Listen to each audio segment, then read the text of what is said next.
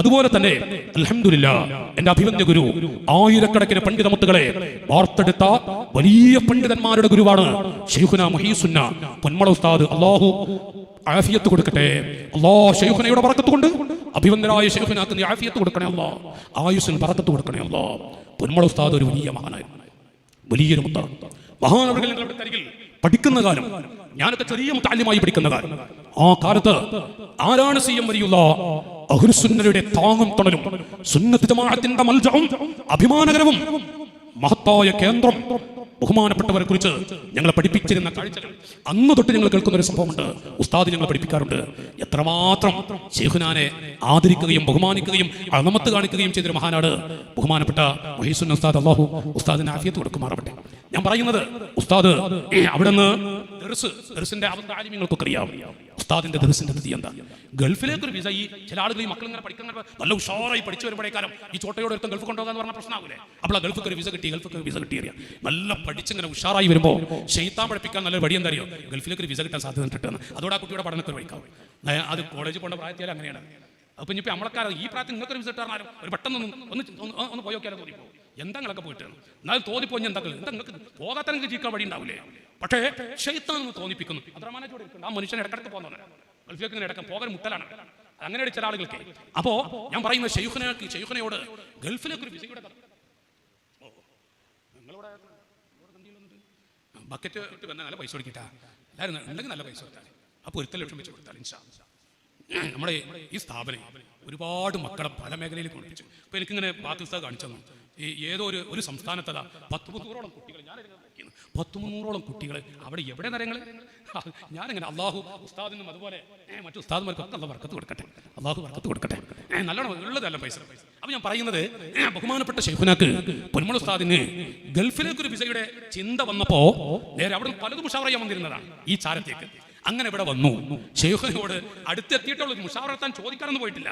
ഉടനെ തന്നെ ബഹുമാനപ്പെട്ട ശൈഖുന സി എം വലിയുല്ലാഹ് ഖദ്ദസല്ലാഹു സിർറഹുൽ അസീസ് സി എം വലിയുല്ലാഹ് പറഞ്ഞു, എവിടെയും പോകേണ്ടതില്ല, നന്നായി ദർസ് നടത്താം, ഇനി പോയിക്കോളൂ. വേറെ വർത്താനൊന്നുമില്ല. ഞാൻ ആ ഉസ്താദ് പറയുന്ന വാക്ക് ഇങ്ങനെ എഴുതി വെച്ചിട്ടുണ്ട്. നോക്കി നിങ്ങൾ, എവിടെയും പോകേണ്ടതില്ല, നന്നായി ദർസ് നടത്താം, ഇനി പോയിക്കോളൂ. ഉസ്താദ് തിരിച്ചു വന്നു. പിന്നെ പുതിയ ആഗ്രഹമായിട്ടുണ്ട്. നല്ലോണം ദർസ് നടത്തി ആയിരക്കണക്കിന് പണ്ഡിതന്മാരെ വളർത്തിയെടുക്കുകയും ചെയ്തു ബഹുമാനപ്പെട്ട ശൈഖുന പൊന്മള ഉസ്താദ്. നോക്കി നിങ്ങൾ, അവിടത്തേക്ക് അല്ലാഹു കുഞ്ഞുങ്ങളെ കൊടുത്തിരുന്നില്ല. ശൈഖുന കല്യാണം കഴിച്ച് ഒരുപാട് വർഷം കഴിഞ്ഞിട്ട് കുട്ടികൾ ഉണ്ടാവുന്നത്. അപ്പൊ കുട്ടികളില്ല. താജുൽ ഉലമയുടെ അരികിൽ ചെന്ന് വിഷയം പറഞ്ഞപ്പോ ഒരു ഭൗതിക ചികിത്സ എന്ന നിലക്ക് മംഗലാപുരം ഭാഗത്തൊരു നല്ല ഡോക്ടറുണ്ട്, അവിടെ ചെന്ന് പറഞ്ഞു നോക്കുന്നത്. ഉസ്താദ് പോയി. ഇന്നും ഉസ്താദ് പല പ്രസംഗത്തിലും ഇത് പറയാറുണ്ട്. അങ്ങനെ ശൈഖുന പോയി. ആ ഡോക്ടറോട് ചെന്ന് ചോദിച്ചപ്പോൾ ഡോക്ടർ പറഞ്ഞു, നിങ്ങൾക്ക് മക്കളുണ്ടാവില്ല. അപ്പൊ ഉസ്താദ് എന്ത് നിലകള് നേരെ സി എം വലിയുപ്പാപ്പയുടെ അരികിൽ വന്നിട്ട് വിഷയം സൂചിപ്പിച്ചിട്ടുള്ളൂ. ഉടനെ തന്നെ അവിടെ നിന്ന് പറഞ്ഞ വാക്ക്, ആര് പറഞ്ഞു നിങ്ങൾക്ക് മക്കളുണ്ടാവില്ലെന്ന്? 2 കുട്ടികളുണ്ടാവുന്നു. 2 കുട്ടികൾ. അല്ലാഹു തആല ശൈഖുനാക്ക് 2 മക്കളെ കൊടുത്തിട്ടുള്ളൂ. പിന്നെ മക്കളുണ്ടായിട്ടില്ല. നോക്കി, നിങ്ങൾ 2 മക്കളെ കൊടുക്കുകയും ചെയ്തു. ഇപ്പൊ ഒന്ന് ഹയാത്തിലുണ്ടല്ലോ ഉസ്താദ്. നിങ്ങൾ ഉസ്താദ് ചോദിക്കും, ഉസ്താദ് പറയാറുണ്ട്. ബഹുമാനപ്പെട്ട ഉസ്താദിന് അല്ലാഹു ആഫിയത്ത് കൊടുക്കട്ടെ. അപ്പൊ നമ്മുടെ ഉസ്താദുമാർ, ഞാൻ പറഞ്ഞു വരുന്നത്, അവർ കാണിച്ചു തന്നിട്ടുണ്ട് ആരാണ് സി എം വലിയുല്ലാഹ് പാപ്പ. കുറേ ഞാൻ പറഞ്ഞു കൂട്ടത്തിൽ പറഞ്ഞു വരും. നമ്മള് എന്റെ ജ്യേഷ്ഠാനുജന്മാരെ നമ്മൾ ആരും മോശാക്കാനോ, നമ്മൾ ഉസ്താദുമാരെ തെറിവിളിക്കാനോ, ഉസ്താദുമാരുടെ കുറ്റും കുറവും കാണാനോ എന്തെങ്കിലുമൊക്കെ പറയാനോ പോകരുത്.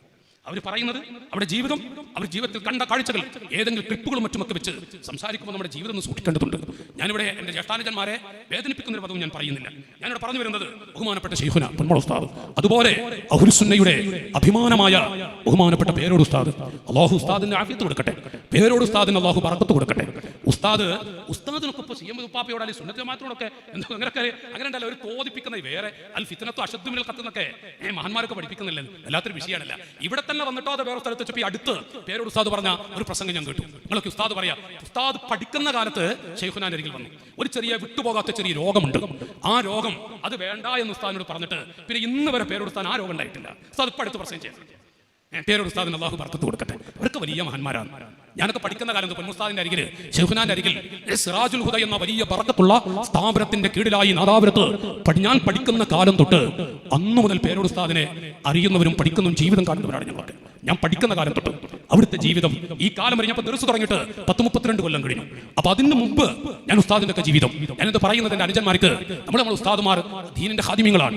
അന്ന് മുതൽ എത്രയോ ശൈഖുനെ കുറിച്ച്, പേരോട് ഉസ്താദ് അടക്കമുള്ള ദീനിനെ കുറിച്ച്, അഹ്ലുസുന്നയെ കുറിച്ച്, മഹാന്മാരെ കുറിച്ച് ആ നാവ് കൊണ്ടൊക്കെ എത്രമാത്രം പഠിപ്പിച്ച് എത്രമാത്രം ആളുകളുടെ ഖൽബിൽ ദീനിന്റെ പ്രഭ നൽകിയ മഹാന്മാരാണ്. തൗഫീഖ് ലഭിച്ച മുത്തുകളല്ലേ പേരോട് ഉസ്താദിനെ പോലെയുള്ള വലിയ മുവഫഖീങ്ങളായ പണ്ഡിതന്മാർ, വലിയ മുവഫഖീങ്ങളാണ്.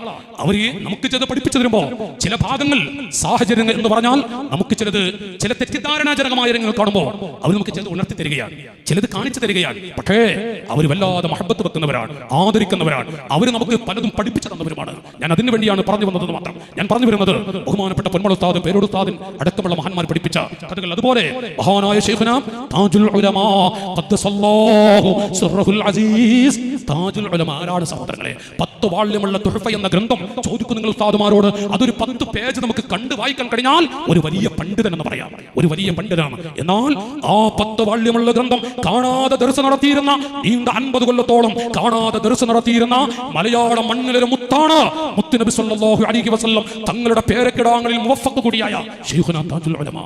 അതൊരു വല്ലാത്ത മഹാനാണ്.